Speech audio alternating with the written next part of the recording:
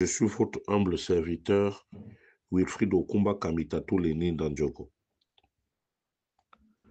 Ce soir, je dépose mes valises au Palais Rénovation chez son Excellence, M. Brice Clotaire Oligui-Nguema, le président de la transition, chef de l'État, chef suprême des armées, président du Conseil supérieur de la magistrature, commandant en chef de la GR, ancien ministre de la Défense, ancien ministre de l'Intérieur. Excellence, Monsieur le Président de la transition, veuillez me recevoir chez vous. Excellence, je me permets de vous parler à cette heure de la nuit pour tout simplement vous rappeler que il y a l'urgence d'un remaniement gouvernemental parce que plusieurs de vos ministres vous ont lamentablement trahi. Vous ne pouvez pas indéfiniment laisser ces gens défier le peuple et s'enrichir ostentatoirement au vu au su de tout le monde. Je prendrai pour exemple votre ministre du budget et le ministre de l'économie. Avec la suspension de décaissement des bailleurs de fonds internationaux, ça prouve à suffisance que vous avez pris un apprenti sorcier, vous avez pris des apprentis sorciers que vous avez mis au budget et à l'économie. Et aujourd'hui, notre pays est sur le chemin. Le malheur dans les actes qu'ils ont posés, c'est que nous avons du mal aujourd'hui à continuer de financer le développement, tout azimut, comme vous avez commencé. Mais lorsque nous regardons dans le rétroviseur, nous constatons, pour le regretter, Excellence, que et Charles Mbayekan et Maïs Mouissi se sont lamentablement enrichis. Il va falloir que la commission contre l'enrichissement illicite se penche sur ces deux personnages et qu'en plus, en ce qui concerne la diaspora, c'est une honte pour nous parce que qu'on vous aime ou qu'on vous aime pas, la réalité c'est que vous avez tout donné à la diaspora, des postes de direction. Vous nous avez donné 3 postes ministériels, à savoir l'économie, le budget et la communication.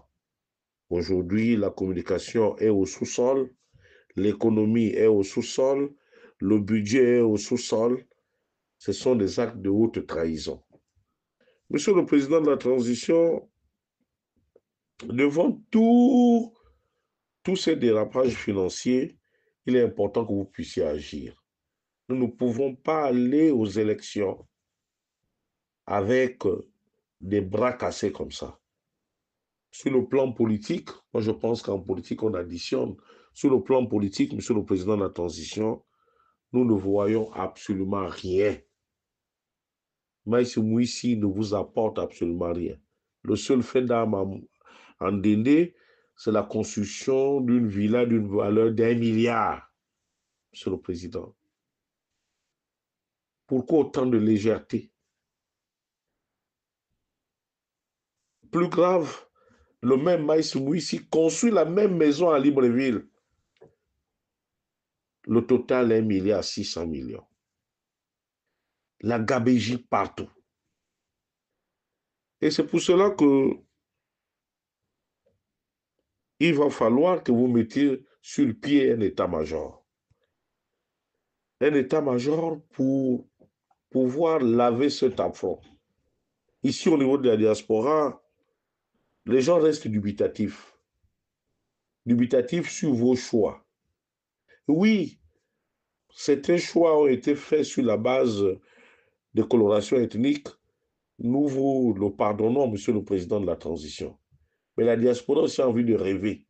Il y a des vraies personnes. Si ceux-là ont échoué, il va falloir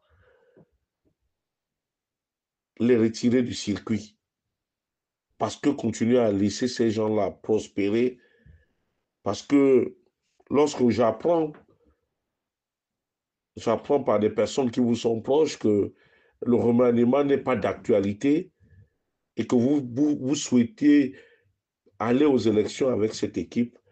Monsieur le Président de la Transition, c'est un suicide. Parce que au niveau de la diaspora ici, nous sommes mobilisés. Nous sommes mobilisés non seulement pour nous inscrire en masse, parce que le nombre de Gabonais ici en France, nous sommes 35 800 et la liste électorale ne reflète même pas la moitié de ce que nous représentons ici sur le territoire français. L'autre problème, c'est Port-Gentil, c'est le Goué maritime. Le Goué maritime, il y a un problème. Il n'y a personne dans le Goué maritime. Au jour d'aujourd'hui, c'est une province abandonnée à elle-même. Monsieur Rafemo, bon, on vous a fait croire que les Orungu, je ne sais pas s'il est de la communauté Orungu, peut-être, si je me trompe, que les Orungu m'excusent, que ces oncles pouvaient magnifier votre politique via des amulettes, mais il n'y a rien du tout. Le seul homme capable aujourd'hui à Port-Gentil de fédérer Port-Gentil, Monsieur le Président de la Transition, c'est votre beau-père, Maître Sélaphin Ndaoré Mbongo. N'en déplaise à ses détracteurs, Port-Gentil aujourd'hui, la ville de Port-Gentil aujourd'hui est un bateau ivre. Il va falloir y réfléchir. Il va falloir mettre les états-majors. Je sais que d'ici le week-end, il y aura les appels à votre candidature et tout. Votre candidature ne pose aucun problème, Monsieur le Président de la Transition. Mais l'entourage, aujourd'hui, fait en sorte que sur 10 intentions de vote, 8 vous disent non.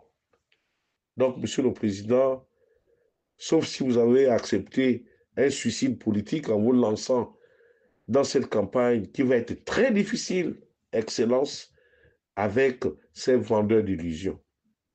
Vous nous avez tout donné dans l'opposition. L'opposition est bel et bien partie prenante dans la gestion du pays. Mais finalement, c'était des faux opposants, c'était des crèves de la faim, parce qu'aujourd'hui, les résultats ne sont pas au rendez-vous. Ce n'est pas faute d'avoir essayé, Monsieur le Président. Mais il va falloir, s'il vous plaît, qu'il vous plaise, Monsieur le Président, de remettre les pendules à l'heure. Un remaniement sous week-end est nécessaire pour redonner l'envie au peuple gabonais de croire à votre politique de développement tout azimut. Il n'est plus question que Charles Mbaye continue et demeure là-bas. La solution de réchange, qu'il vous plaise ou pas, Monsieur le Président de la Transition, il y a quelqu'un qui a fait des preuves. Sostel Oussougou d'Imangoy. C'est ma proposition à moi. Et puis, au niveau du ministère de l'économie, eh bien, il va falloir appeler le vieux Fabien Volongwa. Il n'y a rien à faire, Monsieur le Président. Vous ne pouvez pas prendre un comptable de boîte de sardines pour venir diriger un pays. Voilà jusqu'où il a mis le pays par terre, Monsieur le Président. Votre silence me paraît coupable, Excellence. Les Gabonais veulent rêver. Out à Chalmba, out à Maïs Mouissi, out à Dieudonné Ndinga Boudouma, out à, à, à Maurice Ntossio à Logo. Regardez un peu ce qui se passe. Comment un gouvernement responsable peut louer la villa du général Ivala. 9 mois plus tard, vous êtes incapable de payer le loyer d'autrui. Et depuis hier, on est allé carrément arracher le compteur. C'est-à-dire que l'agence de normalisation du bois est dans le noir. Et pour fuir les arriérés de loyer de M. Ivala, ils vont désormais squatter à l'immeuble de la SNBG au centre-ville. Monsieur le Président. Est-ce que ça fait sérieux? Vous ne vous avez pas habitué à ça. Excellence, Monsieur le Président de la transition. Je vous saurais gré de bien vouloir instruire le Premier ministre qu'il vous apporte des modifications de son gouvernement. Nous n'avons pas d'autre solution que de passer par là pour redonner confiance aux bailleurs de fonds, Monsieur le Président de la transition. On nous parle aujourd'hui d'ajustement structurel avec le Fonds monétaire international. Est-ce que c'est normal, Monsieur le Président? Parce que vous avez pris au niveau de l'économie et du budget, vous avez pris 2 apprentis sorciers. Voilà, là où ils nous ont amenés. Est-ce que, dans leur façon de faire, il n'y a pas une envie de nuire, Monsieur le Président? Pour moi, c'est un coup d'État intellectuel. Ils savent ce qu'ils ont fait. Ils ont pris beaucoup d'argent. Il va falloir qu'ils répondent de leurs actes devant les tribunaux. C'était Wilfried Okumba Kamitatou, Lénine Ndjogo, depuis Blois-Chambord.